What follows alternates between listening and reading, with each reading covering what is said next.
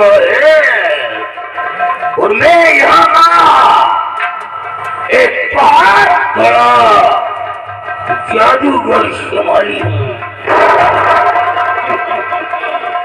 पूरे समय की बात है जब मैं कॉलेज में पढ़ता था,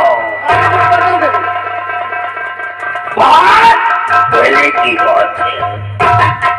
एक बार वो क्या बोलते, I have reading chapter about the magic of wand of fairy, एक जादुई छड़ी परियों की जादुई परी के विषय में मैंने पढ़ा तो मेरी आंखों में चमक पैदा हो गई। इस चैप्टर का नाम था मैजिक ऑफ फेरी, परियों की जादुई छड़ी। परियां अपने जादुई छड़ी से जो भी जाती वो कर लेती है, मन चाहा काम करती है और जो चीज चाहती वो उसे पल भर में बुला लेती है। वहीं से मेरे आंखों में चमक पैदा हो गई। मैंने तर्क कर लिया, हम जादुई छड़ी को प्राप्त करेंगे और दुनिया का बेताज बादशाह बनेंगे। आज 12 बरस हो गया, 12 बरस से तपस्या कर रहा हूँ। यही नहीं, हमारे पास बड़े बड़े राक्षस और दोनों भी हैं। I have the demons and demons under my control. And now I also have the magic mirror. मेरे पास एक जादुई शीशा भी है। And I have hidden in my life and my hair. मैं अपनी जान को अपने जूड़े में रख सकता हूँ और इसके द्वारा हमें कोई मार नहीं सकता है। लो नहीं मार सकता तुझे। अगर कोई बंदूक भी चलाए तो मेरी मौत नहीं हो सकती है, क्योंकि हमारी जान हमारे जूड़े में है। I have not been able to reach पैसा। आज तक मैं पैसा नहीं पहुंच पाया, नहीं पहुंच पाओगे और नहीं वो परियों की जादुई छड़ी को हासिल कर पाया है। हमें इसके लिए कोई दूसरा मार्ग अपनाना होगा। दूसरा मार्ग है अपने अघोरी देव को प्रसन्न करना।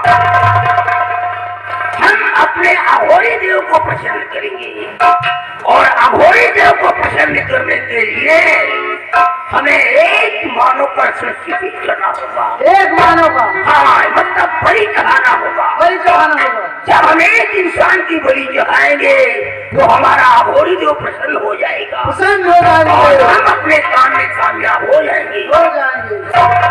ये काम करेगा कौन? कौन करेगा गुरुदेव? ये काम करेगा हमारा काली दानो। वो हमारा गुलाम है, ये काम वो करेगा। मेरे गुलाम काली दानो, सीधे प्रकट हो जा, सीधे प्रकट हो जा।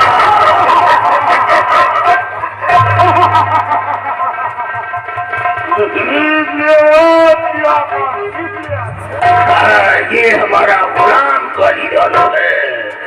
ये आकाश पाताल को एक कर सकता है अगर अपने आप पर आ जाए तो। सुन, मैंने तेरे को किस लिए याद किया है तो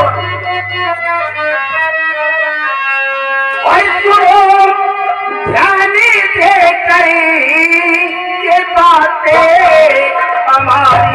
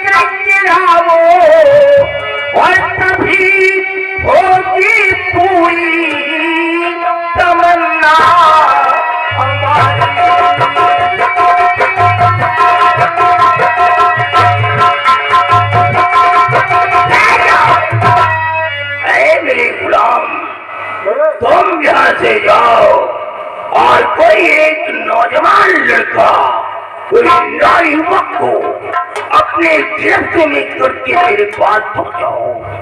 मैं उस रामचंद्र को सीख करूंगा, उसका बलि चढ़ाऊंगा, तभी हमारा कार्य संभव है, अन्यथा असंभव है। आपके सामने जाओ जाओ मेरे गुलाम जाओ, मुझे एक लड़के की शक तलाश है जिससे कि मैं संपूर्ण भूमंडल पे एक शक्तिशाली मैजिशियन बन सकूं, जादूगर बन सकूं।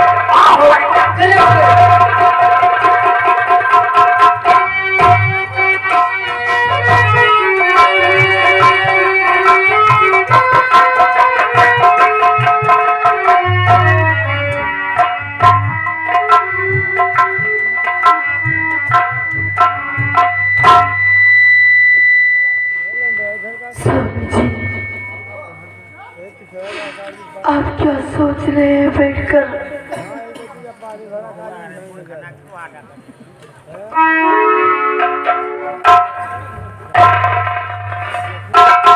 प्रिय, हाँ स्वामी। बस माँ की याद आ रही थी। सोच रहा हूँ कि राज्य का कोई भी कार्य करना होता था तो माँ से सलाह लिया करता था। सेनापति भी थे, उनसे सलाह लिया करता था, लेकिन आज सेनापति ने माँ का कत्ल कर दिया। न तो माँ इस दुनिया में है और न ही अब वो अमर सिंह रहा। बस यही हम सोच रहे थे। लेकिन ये बतलाओ कि अपना बेटा विजय कहाँ पर है? हाँ स्वामी जी, अपना बेटा विजय कॉलेज जाने की तैयारी कर रहा है और मैंने उसके लिए नाश्ता बना के तैयार कर दिया था और मैंने कहा कि बेटा नाश्ता करके तब कॉलेज के लिए जाना। ठीक है प्रिय, आओ बैठते हैं। आइए स्वामी।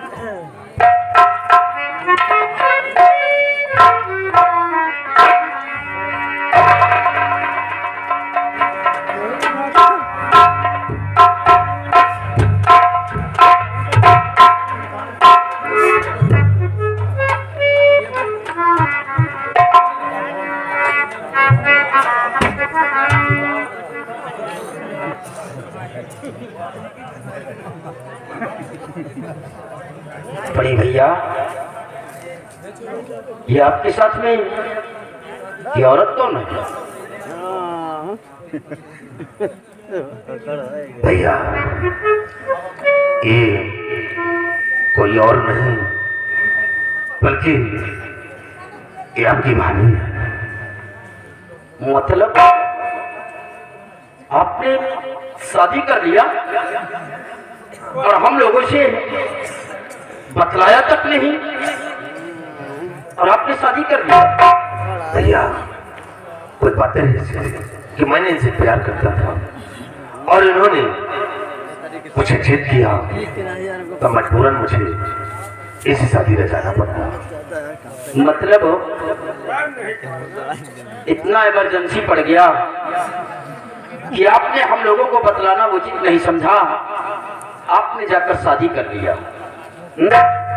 उचित के बाद नहीं, टाइम नहीं पाए बताने के लिए। अरे हम लोगों से बतलाए होते तो बड़े धूमधाम से आपकी हम बारात लेकर चलते। बात वह है कि ये इनके घर में बतिया रुकने की जगह नहीं है। माँ जब भी कहती थी कि बेटा शादी कर लो तो आप हमेशा शादी से इनकार करते थे कि मैं शादी नहीं करूंगा। वही तो करना ही। मजबूरन माँ को हमारी शादी करना पड़ा और आज आप आए हो तो शादी करके लेकर आए हो। यही के चक्कर में भी हवा नहीं करते हैं भैया। चलो कोई बात नहीं, आपने शादी कर लिया, हमें बताना उचित नहीं समझा। हम आप मुझसे बड़े हैं हम इस रिश्ते को स्वीकार करते हैं। वाह, देखो रास्ता में तेरा ने भैया भी गाली है। कहा भैया ना कुछ कहे मैं हाथ ही सत्य कहते सिपाही। लेकिन बड़े भैया, हमारा इतना हक तो बनता है कि हम ये तो जानकारी कर ही सकते हैं कि ये किस रियासत की रहने वाली है, इसके माँ बाप कौन है और ये किस खानदान से ताल्लुकात रखती है। यहाँ के उत्तराधिकारी है तब पूछना जरूरी है भाई, क्योंकि आप राजा हैं और ये जानना जरूरी है कहाँ क्या कौने राजा महाराजा। हाँ भाई, कम से कम इनके खानदान के बारे में, इनके माँ बाप के बारे में मुझे जानकारी तो होना चाहिए। खानदान से तो बेफिक्र था, बहुत ऊंचा खानदान। मतलब तुम जानते हो अरे हमारा आवाज आई है। और तुमने बतलाया तक नहीं आज तक। साई का ये तेरा धक्का रोके रहे हैं। मतलब हमने मना कर रखा था आपको। इनके पहले से हम इनके ही आए जाए, मतलब इनसे पहले आप आते जाते हैं। हमारे रिश्ता लगा हुआ मतलब तुम्हारा रिश्ता लगाया हुआ है। है। भैया तेरा तो यही के चक्कर में तो अम्मा कहा रही ब्याह कर लियो, ये इनसे सेटलमेंट चलत रहा तो कहाँ ब्याह कर। तो बतला दिया होता है, इन्हीं के साथ इनकी शादी हो गई होती। चलो ब्याह हो गए, बहुत बड़े खानदान इनके द्वारे। चलो कोई बात नहीं, हम सब कुछ भुलाकर सिर्फ यही जानना चाहते हैं कि इसके माँ बाप कौन हैं और ये किस रियासत की रहने वाली है और ये किस खानदान से ताल्लुकात रखती है, बताओ भैया का किस खानदान की है। तुम्हारे लिए हर खुशी जो है अपना न्यौछावर कर रहे हैं। देखिए बताओ कौन रियासत की है, उसे एक रियासत बहुत बड़ी है। ऐसे राजा महाराजा सबके भैया बोलिए भैया, आप बतलाने में इतना हिचकिचा क्यों रहे हैं? भैया इस खानदान में कोई नहीं, ये अनाथ है। मतलब ये अनाथ है? हाँ भैया। इसके खानदान में कोई नहीं है? नहीं। ये तो तुमने बहुत अच्छा किया है कि एक अनाथ को तुमने सहारा दिया है। हम इससे बहुत प्रसन्न हैं। लेकिन इसके ये किस रियासत की रहने वाली है? छोड़िए ना भैया, इन सब बातों से क्या वास्ता है।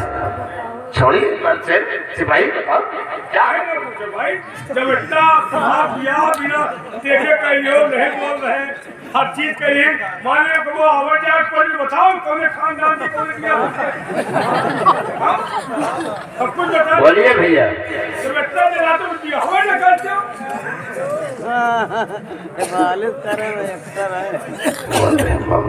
आप इतना डर क्यों रहे हैं? चलने की बात है भैया। अगर आप नहीं बतलाओगे तो हम ये रिश्ता भी नहीं स्वीकार करेंगे। असल में बहुत ऊंचा खानदान है भैया, अगर आप जाना चाहते हैं तो मैं आपसे जरूर बतलाऊंगा। ये कोई और नहीं, ये मुन्नी बाई के कोठे की रहने वाली रामकली है।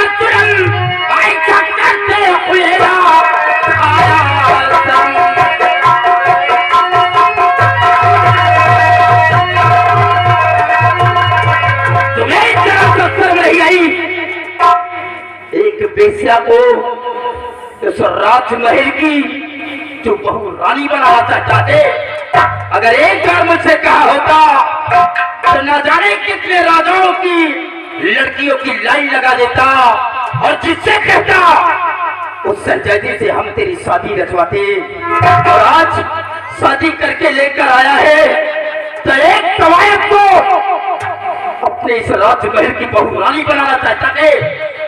इसे इसी वक्त इसके कोठे पर पहुंचा दो।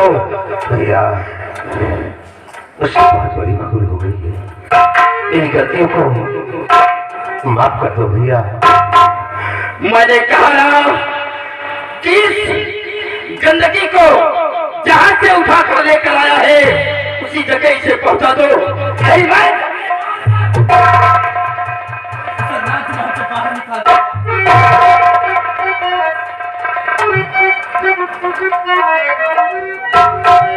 स्वामी जी, आप अपने गुस्से को शांत करिए। मैं भी आपसे कुछ कहना चाहती हूँ।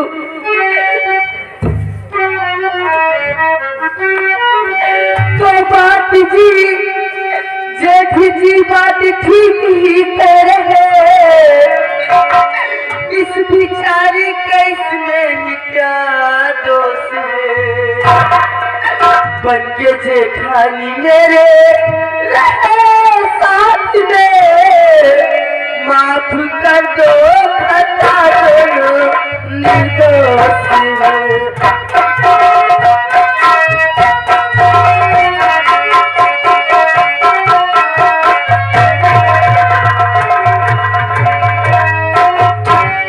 स्वामी जी, आप क्या कर रहे हैं? ये लोग प्यार किए हैं और आप ऐसे मत बोलिए, इनको अपना लीजिए। स्वामी, मैं आपके हाथ जोड़ती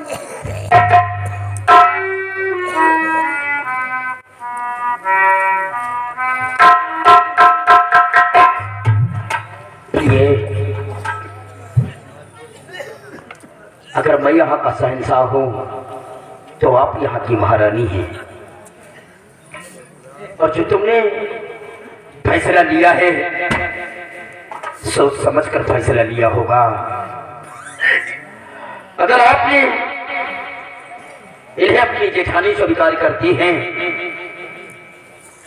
तो ठीक है, हम इन दोनों की गलतियों को माफ करते हैं, हम इन्हें अपनी भाभी स्वीकार करते हैं।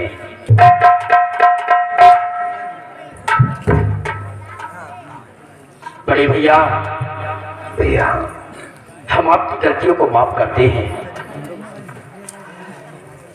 वाह, आपने इसे शादी करके लेकर आए हैं तो हम इन्हें अपनी भाभी स्वीकार करते हैं।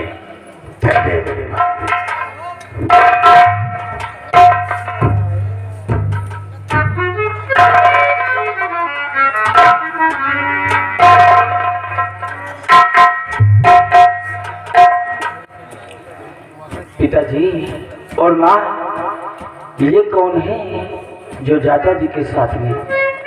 बेटा विजय, पिताजी, ये और कोई नहीं, ये तुम्हारी दादी माँ है, मतलब ये तुम्हारी बड़ी माँ हुई है। यानी हमारी दादी माँ है। जी हाँ। वाह पिताजी, आज हमें ईश्वर ने एक माँ नहीं बल्कि मुझे दो माँ दिया है, और मुझे बेहद जा बेटे, अपनी दादी माँ से प्रणाम करो और आशीर्वाद लो। और ये घबराओ नहीं बेटा, मैं अपने बेटे की तरह तुम्हें प्यार दूंगी। कभी जिंदगी में एहसास नहीं होने दूंगी कि तुम्हारी ये बड़ी माँ सभी माँ से बढ़कर प्यार करे। ये हम चल रहे हैं। नहीं। अच्छा पापा और माँ, मैं चल रहा हूँ, कॉलेज का समय हो रहा। जाओ बेटी। जल्दी आओ ना, तुम्हारी किस्मत बुलंद है। तोरे दोनों माँ तीन बार। मैं चल रहा हूँ, आप लोग बातें कीजिए चाहिए और समय से कॉलेज भी जाना। तुम यहीं पर रुको। नहीं आओ जाएगा। मैंने कहा ना, अभी समय है कॉलेज जाने का, कुछ बातें कर लो, उसके बाद फिर कॉलेज जाना।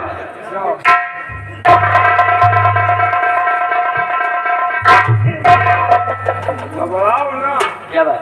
जल्दी आओ ना, तुमको पढ़े का कम पड़ी। क्यों? उदय आगे जो महतारी तुमका पढ़ाइए 3 बाप ये 3 बाप की कैसी बात कर रहे हैं? है। एक ये, एक वो, एक हम। चाचा तो बाप है। अच्छा, यानी चाचा ये पिता का तुल होते हैं। बहुत कमजोर है बाप। नहीं पढ़ने में कमजोर नहीं हूँ माँ, और मैं चल रहा हूँ।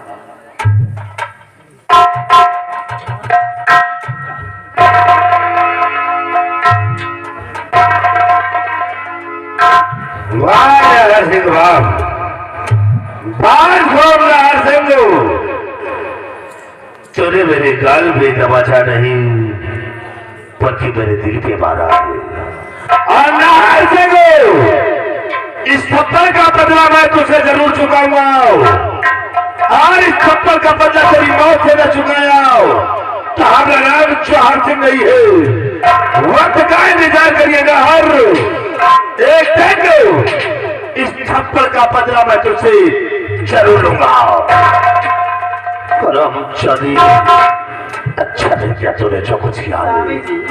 अकेले मारे होते तो मैं तो सोची थी वह मेहरारू सामने मार। कि आपके इस राजमहल में आपकी कुछ इज्जत होगी, लेकिन यहाँ तो मैं देख रही हूँ कि कूड़े के बराबर तुम्हारी इज्जत नहीं। पूछो नहीं, कुकुर विलास देखा भाई। ये खाली पहले फर यहाँ जो कुछ चलता है सिर्फ तुम्हारे भाई का चलता है। भाई के भौजाई के वो नान के लौंडे की इनकी कौन इज्जत है? जितनी इज्जत भुगत देखियो बड़ा झापा। लेकिन स्वामी जी, परेशान होने की जरूरत नहीं है। ऐसे शुभ काम में अशुभ बातें अच्छी नहीं लगती। आज हमारी तुम्हारी सुहाग की रात है, चलो सुहाग रात मनाते हैं और बाद में सोचेंगे इस तक और ताज के बारे में। कोई खेल खेलेंगे रामकली जरूर। देखो आज के दिन बर्बाद न करो। यह दिन सबको नहीं मिला, जीवन में एक दिन मिला है। और घबराओ नहीं, ये जो सरकस ताज के बोल रहा नाच सारी गर्मी निकाल देगी रामकली। परेशान होने की जरूरत ये जरा मैं ठीक है समझा दो। चलो आज हम अपनी सुहागरात बनाते हैं, उसके बाद इस नार सिंह से निपटने का तरकीब निकालते हैं। चलिए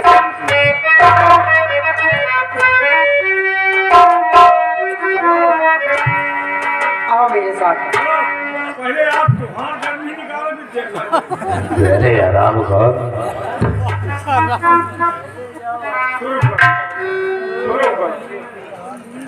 ये मैं जानता हूँ कि तुम्हें बहुत खिला, उसे मेरी गाल पे थप्पड़ नहीं